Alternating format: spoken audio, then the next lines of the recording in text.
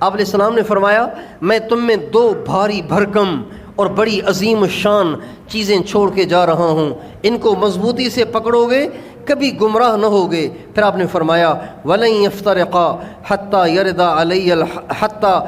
عَلَى الْحَوْض، یہ دونوں چیزیں ایک دوسرے سے جدا نہ ہوں گی یہاں تک کہ دونوں حوض کوثر پہ حاضر ہو جائیں۔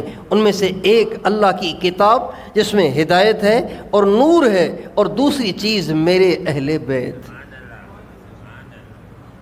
دوسری چیز جس سے تم نے چمٹنا ہے، جس سے تم نے چمٹنا ہے اور جس کو تم نے مضبوطی سے پکڑنا ہے، جن کی تم نے اقتداء کرنی ہے، جن کی تم نے غلامی کرنی ہے، جن کی تم نے اتباع کرنی ہے، وہ میرے اہل بیت ہیں۔ پھر آپ نے فرمایا 2 دفعہ اذکرکم اللہ فی اہل بیتی، میں تمہیں اللہ سے ڈراتا ہوں اپنے اہل بیت کے بارے میں، میں تمہیں اللہ سے ڈراتا ہوں اہل بیت کے بارے میں۔ ہمارے نبی کو ایسے لگ رہا ہے کہ جیسے پہلے سے یہ خدشہ ہو گیا تھا کہ میرے بعد میرے اہل بیت کے ساتھ میری امت زیادتیاں کرے گی۔ چنانچہ آپ جاتے جاتے یوم عرفہ میں بھی اور غدیر خم کے موقع پر بھی آپ یہ بات 2 دفعہ دہرا رہے ہیں، میرے اہل بیت کے بارے میں تمہیں اللہ سے ڈراتا ہوں، میرے اہل بیت کے بارے میں تمہیں اللہ سے ڈراتا ہوں۔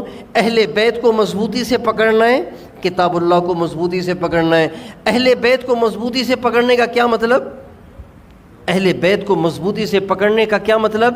اہل بیت کو مضبوطی سے پکڑنے کا مطلب بھی وہی ہے جو کتاب اللہ کو مضبوطی سے پکڑنے کا مطلب ہے کہ اہل بیت کی اقتداء کرنی ہے، اہل بیت کی اتباع کرنی ہے، اہل بیت کی طرح حق کے راستے پر ثابت قدم رہنا ہے، کسی بڑے سے بڑے لالچ میں آ کے، کسی بڑے سے بڑے خطرے سے ڈر کر حق راستے کو نہیں چھوڑنا۔